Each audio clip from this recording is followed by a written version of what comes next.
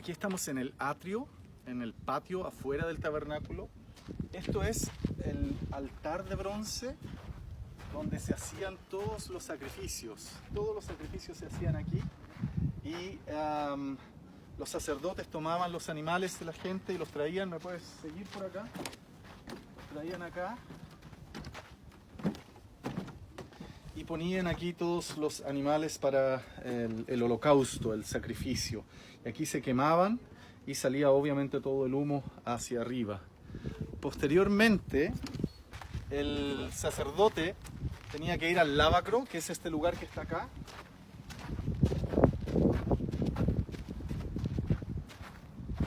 Aquí ellos se lavaban las manos y los pies.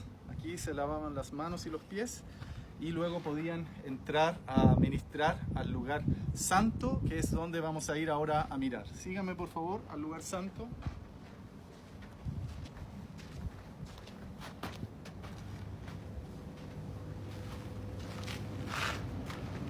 Este es el lugar santo.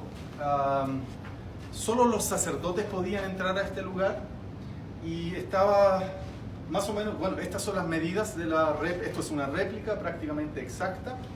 Y en el lugar santo lo primero que encontramos es la mesa de los panes de la proposición. Podríamos detenernos en cada uno de estos detalles y estar horas conversando porque todo esto tiene un simbolismo muy muy profundo, pero solo por ahora, por no hacer un video tan largo, quiero decir que todos estos símbolos apuntan a Jesucristo. Todo apunta a Jesús.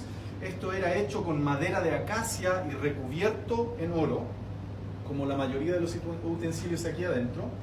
Y estaban los 12 panes, que también representan las 12 tribus de Israel. Y esto estaba en el lugar santo. También en el lugar santo estaba la menora o el candelabro. Esta estaba hecha completamente de oro, oro puro. Y aquí estaban las llamas de la menora, del candelabro, que son lámparas de aceite. Entonces esto tenía que estar encendido aquí en el lugar santo en Israel, en el campamento. Luego, por último, el tercer elemento importante que tenemos en el lugar santo es el altar de incienso. Aquí el sacerdote, con todos estos utensilios, quemaba el incienso. Pueden ver acá, molía seguramente todo, con estas cositas así. Entonces trabajaba el incienso probablemente aquí con estas palas y cosas, lo manipulaba y luego aquí había fuego y lo encendían. Entonces aquí salía todo el incienso que llenaba este lugar y era un aroma dulce y un aroma agradable en este lugar. ¿Por qué estas esquinas están rojas? Porque en el día de Yom Kippur, en el día del perdón, que era una sola vez al año, el sumo sacerdote ungía todos los utensilios con la sangre de los sacrificios que estaban allá afuera. Antes de pasar a un lugar muy importante, que es el que está detrás de esta cortina, que es el lugar santísimo, les quiero presentar a los sacerdotes, ¿ok? Los sacerdotes venían primero que todo de la tribu de Leví. Recuerden que Israel tiene 12 tribus, una de esas tribus es la tribu de Leví y de ellos venían los sacerdotes. Representa a uno de los que viene de esa tribu y se vestían de esta manera. Los sacerdotes llevaban esta vestimenta y eran los únicos que tenían permiso para ministrar aquí en el tabernáculo y en el lugar santo. Pero dentro del linaje de los sacerdotes hay otro linaje que es el que viene de Aarón y ellos eran los sumos sacerdotes.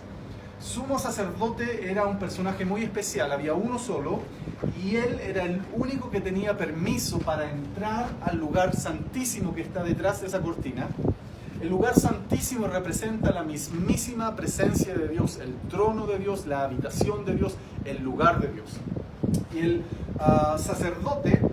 sumo sacerdote, tenía este pectoral con 12 piedras.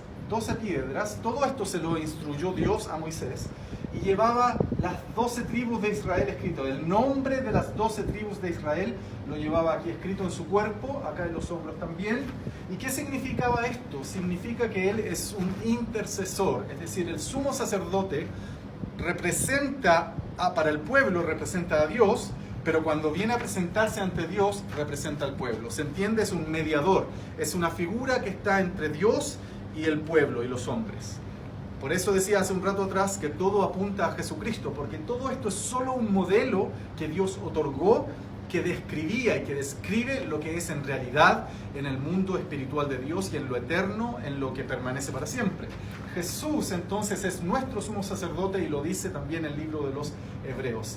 Este hombre, el sumo sacerdote, también tenía aquí en su frente esto que quiere decir santidad a Dios, santidad al Señor, o también podríamos traducirlo como apartado para Dios, separado para Dios, o le pertenezco a Dios, algo que es sagrado, apartado para el Señor.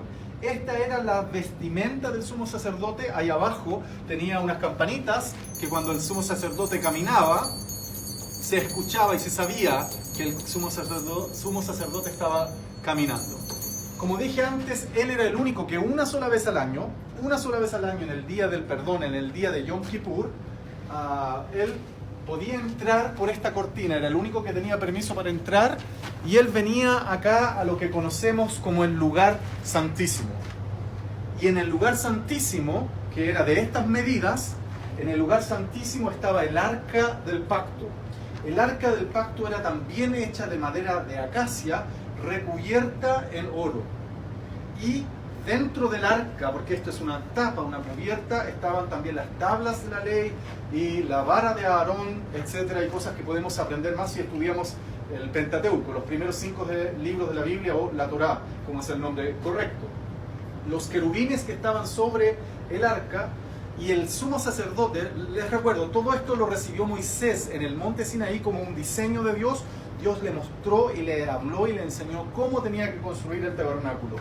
Sobre el arca, aquí cuando era el día del perdón, el día de Yom Kippur, el sumo sacerdote entraba y esparcía la sangre, y eso significaba que Dios perdonaba o cubría el pecado del pueblo.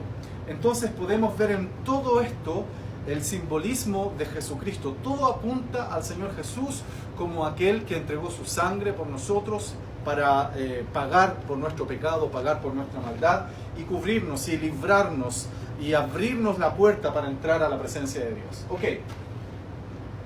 vamos a ir al lugar santo ahora. Podemos mirar, dar una vuelta pequeñita para que más o menos se imaginen desde allá cómo era este lugar. No es un lugar tan grande, sino que es una sala de unos cuantos metros.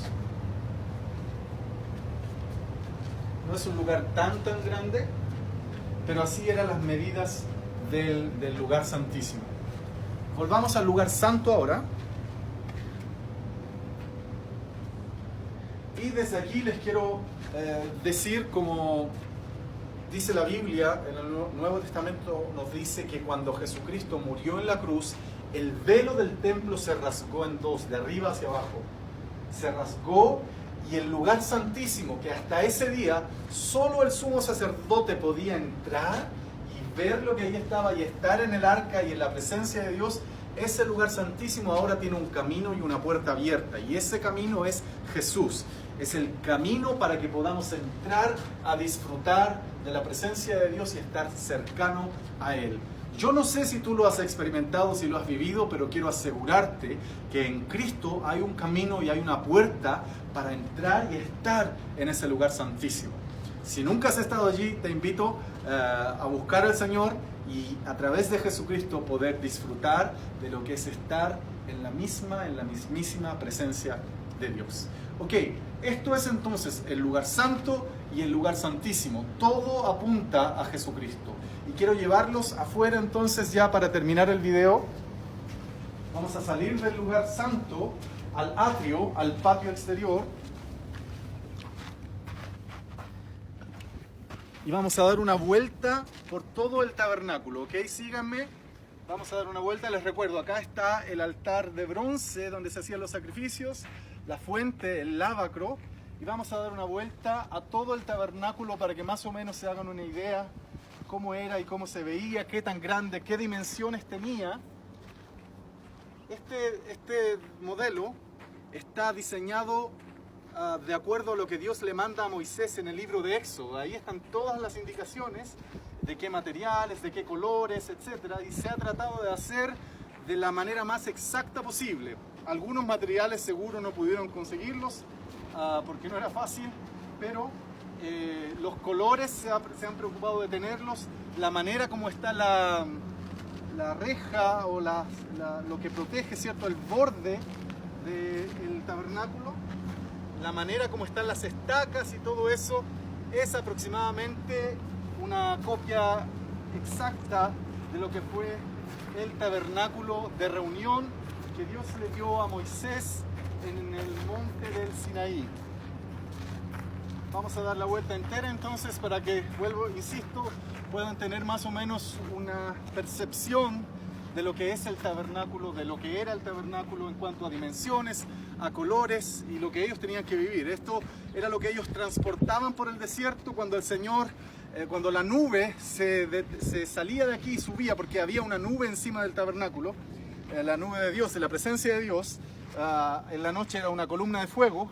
Cuando el Señor, en esos 40 años que ellos estuvieron en el desierto, cuando el Señor quería moverlos del lugar, esa nube subía y se movía del lugar. Entonces todos los sacerdotes, todos los de la tribu de Leví estaban organizados de tal manera que cada grupo era responsable, por familias, eran responsables de desarmar y de preparar esto y transportar. El tabernáculo es móvil, es decir, ellos podían llevarlo por todas partes. Y esa es la manera como ellos estuvieron entonces haciendo el tabernáculo de Moisés aquí en el desierto. Muchas gracias. Chao, chao.